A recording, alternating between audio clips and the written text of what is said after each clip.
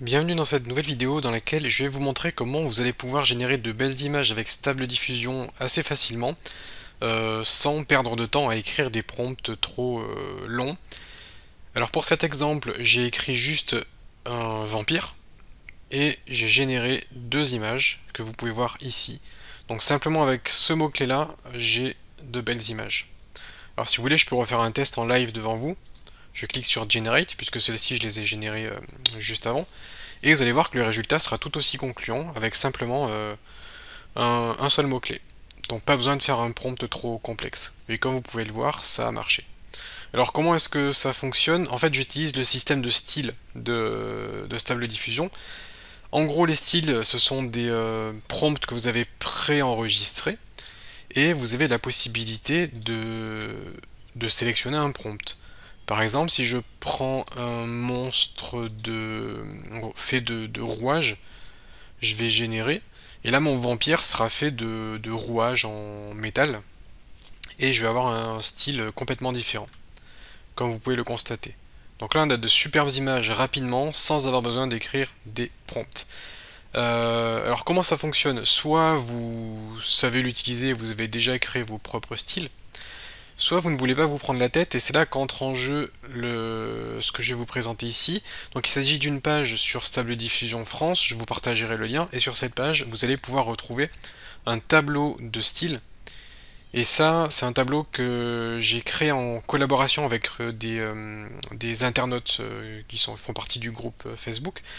Et on vous propose quelques styles ici. Alors ce tableau sera emmené à évoluer, on va ajouter de nouveaux styles. Et vous avez donc une liste de styles.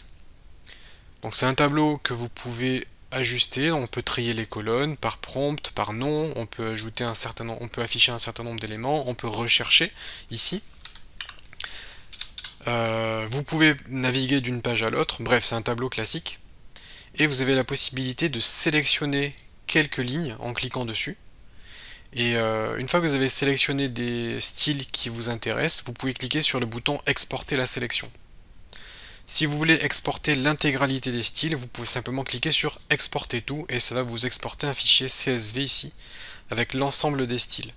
Si je regarde le contenu du fichier CSV, on voit que on a tout ceci et ça correspond bien donc au style qu'on retrouve sur le site.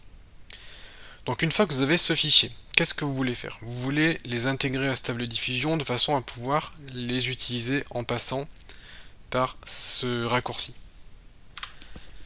Pour cela, il vous suffit simplement de copier-coller le fichier style.csv que vous aurez téléchargé. Donc comme je vous l'ai montré, vous le téléchargez, vous le copiez-collez à l'intérieur du dossier d'installation de Stable Diffusion. Donc vous aurez votre CSV ici à la racine. Vous pouvez retourner dans Stable Diffusion et rafraîchir la liste des styles pour vous retrouver avec les styles, donc 1, 2, 3, 4, 5, 6, 7, 8, 9, 10, 11, 12. Donc là j'en ai 10, et sur la page 2 j'en ai 2, ce qui fait bien 12. Donc j'ai exporté les 12 styles, et je retrouve bien les 12 styles ici.